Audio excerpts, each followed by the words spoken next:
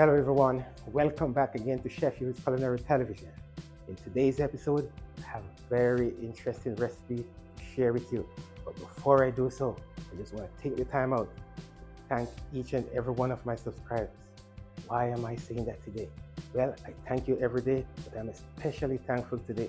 That's because it's been just about 60 days since I started consistently uploading content to the channel.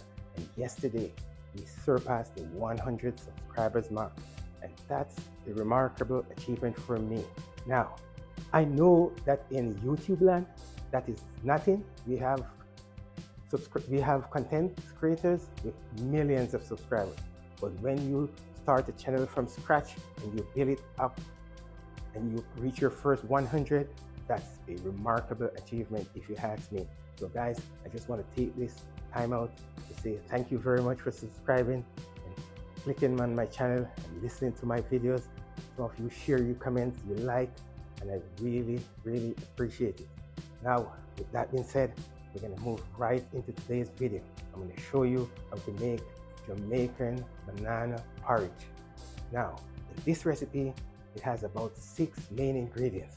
But before we get into the main ingredients, I have oatmeal. Here is one of the ingredients, and I have to make it into oatmeal flour.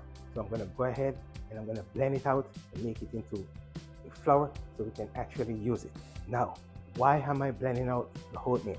Now, I could use regular flour to thicken the porridge, but if I use regular flour, then 2 things would happen. 1, it would be no longer gluten-free, and 2, it wouldn't be as nutritious.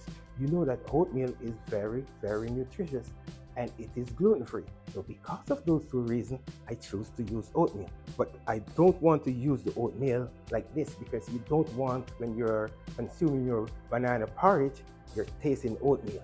So I'm going to blend it out and make it becomes a flour, and then I'm going to mix it with some almond milk, and that's my slurry for thickening porridge. I'm going to go ahead and get oatmeal in the blender here.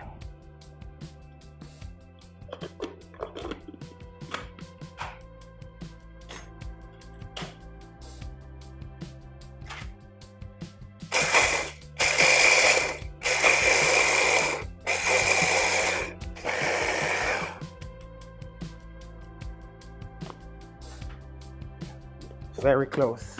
One more stroke, one or a couple more strokes.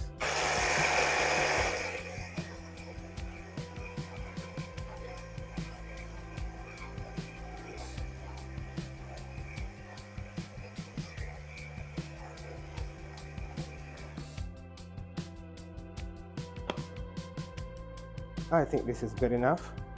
And so in this recipe, I'm gonna only use about 2 to 3 tablespoons of this flour, but 2 or 3 tablespoons wouldn't have picked up in the blender. So I just went ahead and did a cup. And the remaining portion I'll keep for future use. Okay, so now that we have gotten our flour, you can see, nice and fine, just like a flour. So no need to wash this out, since it's the same thing that we're going to use in the porridge. I'm going to go ahead and prepare the banana for blending, which is the banana skin. And I'll peel my banana skin. So I take my knife, I make a mark right down the side, and from there I just peel my green banana. And if you see my banana is looking a little bit dark, that's because I bought them a few days ago and I had them in the refrigerator just so they would stay nice and fresh and not try to ripe.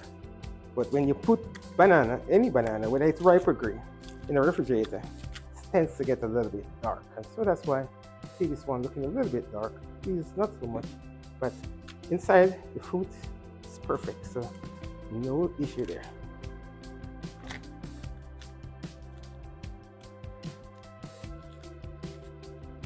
Guys, we're gonna get our banana peel.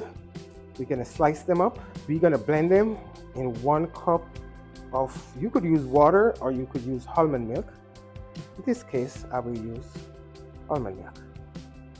So when you peel it, you just want to check it, and if there's any little part of the skin that didn't get taken off, that's your opportunity. You just bring it up. So we're gonna set this right there, and we're gonna do this one the same way. Once you make that initial mark, you just go around and you peel it. Now, while I'm doing this, guys, some of you I know, I've never seen this, or at least I've never done this before. So I just would like to tell you that growing up in Jamaica, this would be very normal, especially as a kid. And when you're peeling banana, you always have to be very careful, because the green banana carry a very thick stain. Now that we have gotten our bananas, the next step in this, I'm going to move these out of the way because I want you guys to take note of the knife skills I'm going to be using here. Every opportunity I get, I like to demonstrate my knife skill. This is a strong part of my culinary education.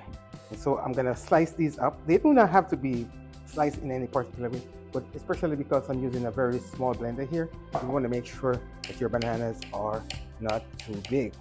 So I'm not going to go wild.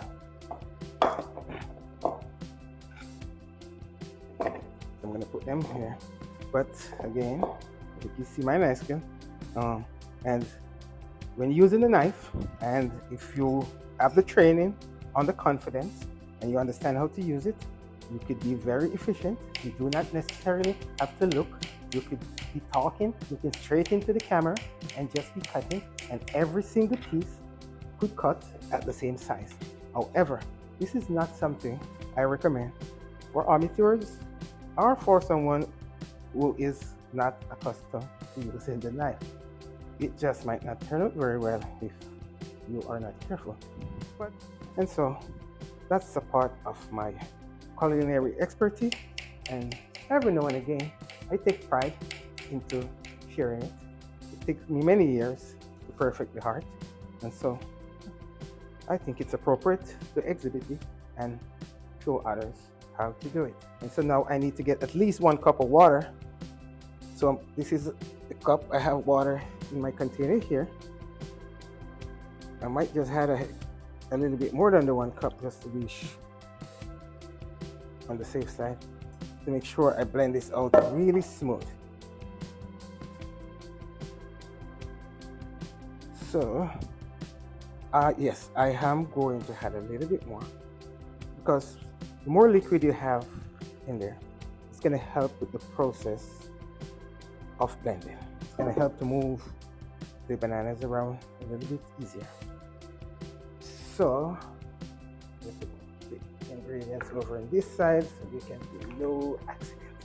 And guys, I'm going to go ahead and so this is in place, and we're going to go ahead with the same procedure.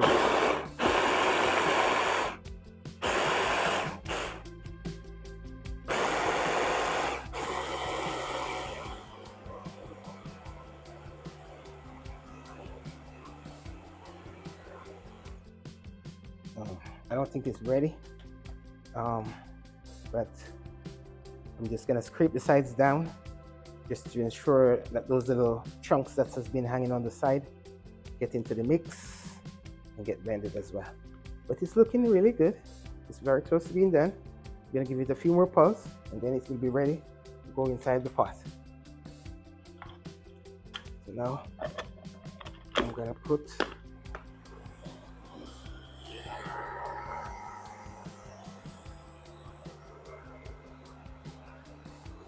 you can see it turning, you guys, and at this point this banana is completely blended into almost a puree. So I'm going to pour all of this into my saucepan here, after which I'm going to add an extra cup of water, and I'm going to eat and bring to a boil so the bananas are cooked. And so what I will do, I'll just measure 1 cup of water here.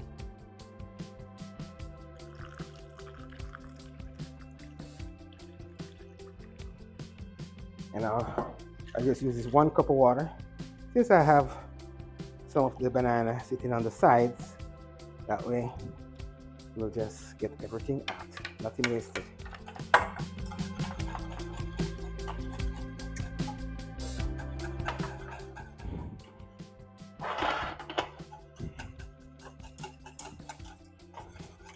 Guys, the banana porridge is looking really good, nice and thick and creamy. I'm gonna get two cups of almond milk, and I'm gonna whisk it into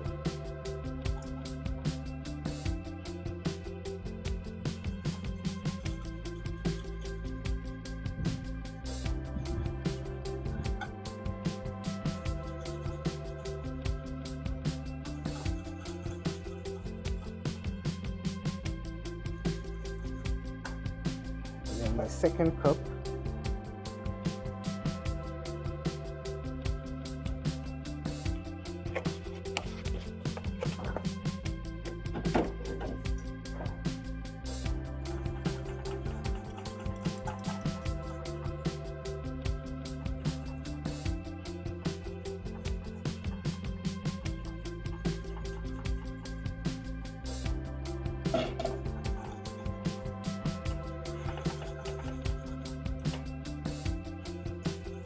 Guys, my oatmeal is looking really nice and creamy here. Just want to take a sneak peek to where it's reached. Banana is almost cooked. Just a few more minutes to go. One of the things that I highly recommend is stir it continuously, just to ensure that it doesn't like stick around the corners and try to burn. And now, guys, we're gonna go ahead and we're gonna add our thickener. This is my tablespoon here, guy. What I'm gonna do, I'm gonna measure 1 tablespoon, 2 tablespoons. That's just about how much I need. Now there is some elements of preferences here in which if you like your porridge to be like really thick, then you may want to do like 3 or even 4. Depends on your preference. There's no real rule here. It doesn't affect the flavor or the taste in any way. It's just that will just impact the consistency of the texture. I'm just gonna soften up this flour with some water, just about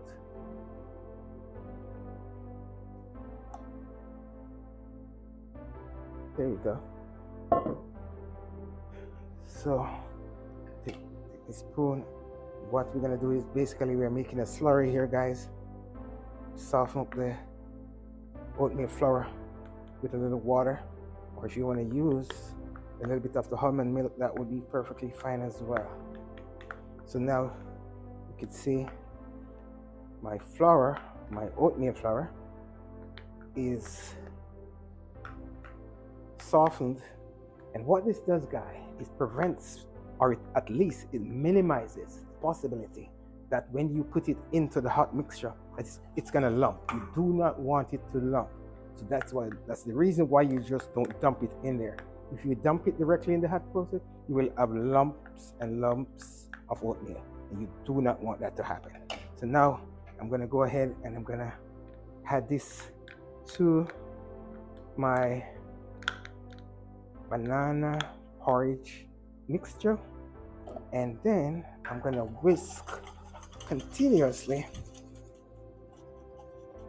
so everything incorporates.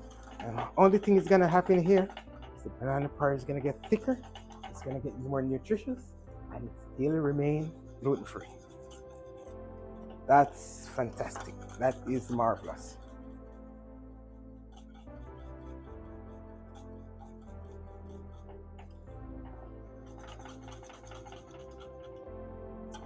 Yes, guys, you want to whisk it really good so you dissolve all of that oatmeal flour, and then you have to give it another few minutes to cook. I'm using old-fashioned oatmeal here, guys, not the quick oat. So therefore, it does need a few minutes to cook. Guys, we're gonna go ahead and add our flavors and our sweetening. Now, today, this product is 100% plant-based and gluten-free and dairy-free. I'm using sweetened coconut condensed milk for my main sweetener.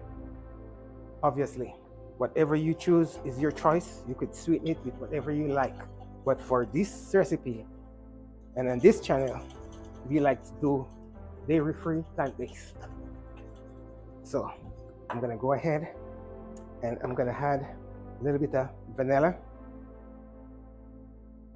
about 1 tablespoon, and I have some nutmeg and cinnamon, 1/4 teaspoon of nutmeg and 1/2 teaspoon of cinnamon. And so I'll add that as well. So at this point, guys, what we are doing here, now we are spicing up this porridge. We are adding, now the banana is cooked. We're enhancing the taste and the flavor, because no matter how nutritious the meal is, if it's not tasty, guys, I promise you, no one is gonna enjoy it. They won't want to try it. And this one opens easily from the top here. See, now I'm gonna add my coconut milk.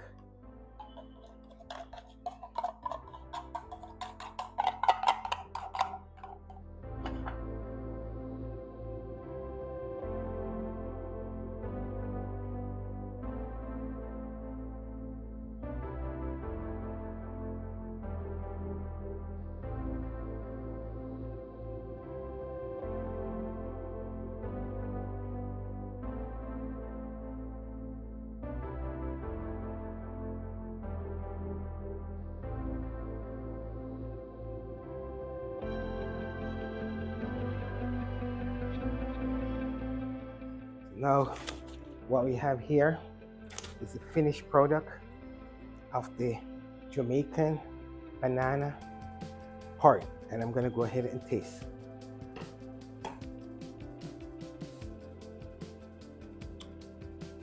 Very, very smooth, very tasty. You can taste the banana. Guys, this is gonna be a matter of preference. I know if you're not, say, from like the Caribbean, or you haven't grown up around Caribbean people and trying products like this, it may be a little bit difficult for you to acquire the taste. But one thing I can tell you for sure, this is a very, very nutritious product. It's very simple to prepare, and it's very, very good, especially if you're watching your diet in terms of monitoring your blood sugar and stuff like that. So I encourage you to try this recipe, give it a try, and hopefully you like it, and you can continue to make it a part of your diet. Now, if you like this recipe, if you like my recipe so far, I ask you, please like the video, comment on the video, and if you have not already done so, please subscribe to the channel. Thank you very much for joining me. I appreciate it, and I'll see you in the next one.